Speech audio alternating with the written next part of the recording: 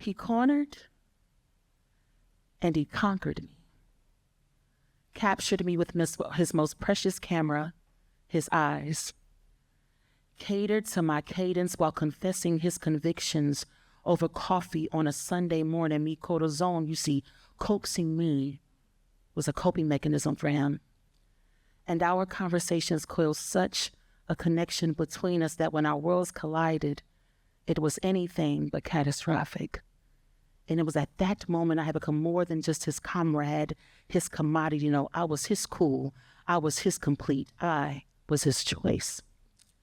And our circle of friends were changing like the seasons, and we combated every force against us. We were so crafty and courageous with our love. We were so cohesive. We were curse words and catalyst. We were calamity and comfort all at the same time. His canvas is painted deep cocoa complexity, a man who knows the very core of my central will, so chivalrous, the way he just croons me with his charismatic smile and melodies. I tend to crumble on the inside. I clench when he is inside. He is a chronic to my insides, but there is a glow that I can't hide.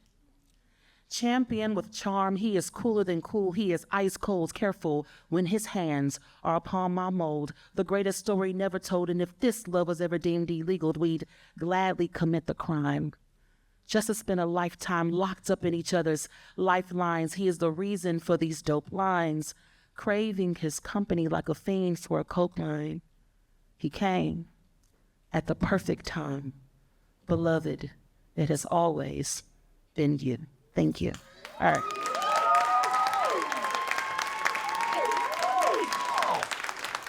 Timekeeper, where am I at? Has anyone even been? For real? Hi.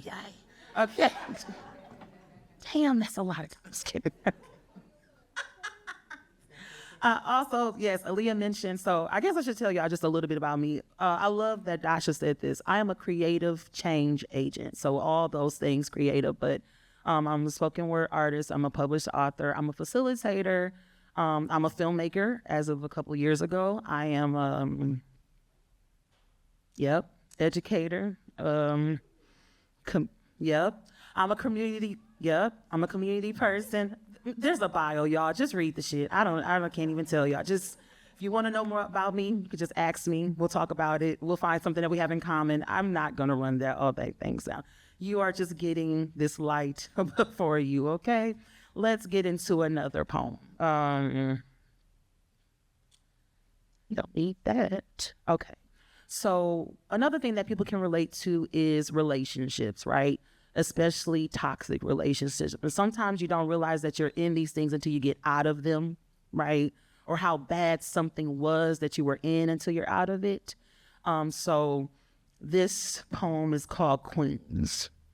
I do know it by memory, but sometimes you just got to keep it on your art, on hand. So we went from queens to bitches. Bitches to strangers, and from strangers to absolutely nothing, obliterated and not thought of, elevated to degradation, pedestals to ditches, beauty queens to rag dolls. In the midst of it all, we lost our mothers, daughters, sisters, and sense of self-worth. We were purged of our dignities, relinquishing our free wills to live, love, and prosper, all due to your lack of stability and prideful change. So you changed me. You became so obtuse, leaving me with an obstructive view of the real you, tainted by Malibu and masquerade sweet memories. As I recall, there were none, just me drowning in my daydreams, killing myself softly, forming into your unrealistic expectation of me.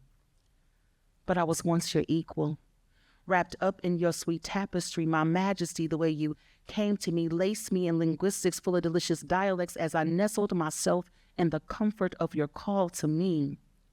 Queen. I would even play the role of the damsel in distress. However, and whenever you needed me to be just enough to stroke your ego so you could play the role of savior and king while I was headed for self-destruction. Bitch.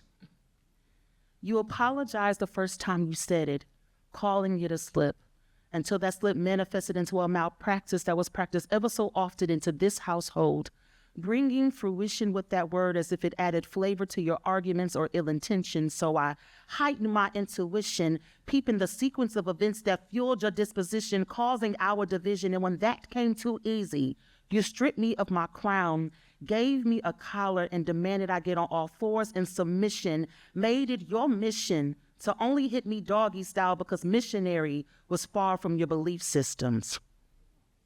And I was made into the systems of your downfall, victim to your flaws, bruised by your crumbling empire.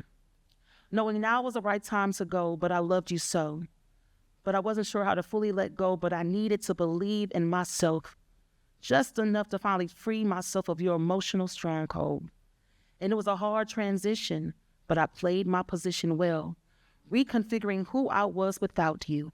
And when people inquired about what really transpired to save face, you wouldn't retire. You went on how I wasn't shit. Your main goal was to hit. You never wanted to commit. I just never caught that hint. 2 years later, and I become irrelevant. But it was evident that you were not better, simply bitter. Posting bipolar stats on social networks, or so I've heard. You've unfriended and blocked me and naturally didn't want to catch yourself slipping, inboxing me about this love you were missing and asking me to forgive the ass that you are. Well, I have moved on and forgiven, but this me and you thing is way past oblivion, the point of no return. From this, I hope that you learn that with a title comes responsibility. So to refer to you as a man would actually be undermining me. See, you're a fetus, developed yet under construction. Forgiveness you may have and no longer my love, and respect is a value you just cannot seem to afford. And we used to be on one accord until you try to disable this queen and claim her as your bitch. And now it's time for me to forgive myself for ever putting up with your shit. Ashe.